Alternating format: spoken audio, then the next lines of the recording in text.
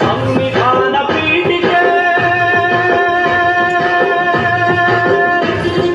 ದೀಕ್ಷಾ ವಿಧಿ ರಾಷ್ಟ್ರಕ್ಕೆ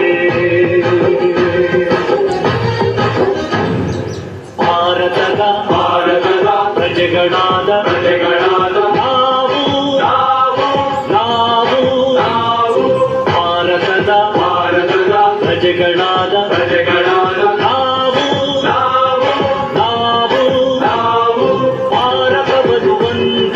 ಭಾರತವನ್ನು ಒಂದು ಸಾರ್ವಭೌಮ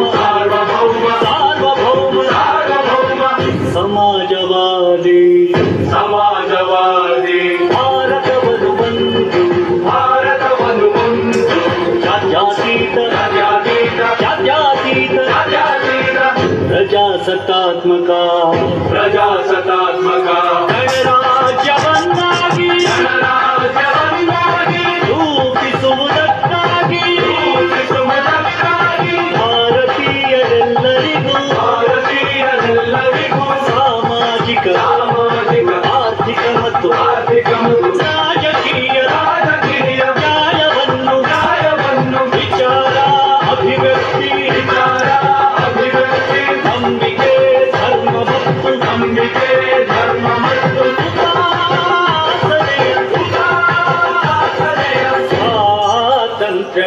ಸ್ವಾತಂತ್ರ್ಯವನ್ನು ಅವಕಾಶಗಳ ಸಮತೆ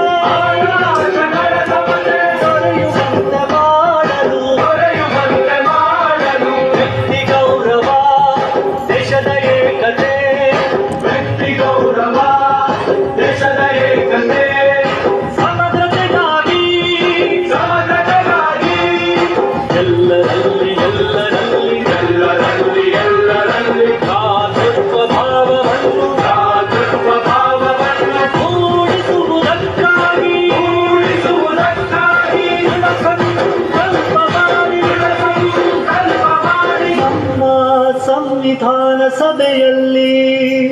ನಮ್ಮ ಸಂವಿಧಾನ ಸಭೆಯಲ್ಲಿ 1949 ನವೆಂಬರ್ ತಿಂಗಳ 26 ದಿನ ಈ ಸಂವಿಧಾನವನ್ನು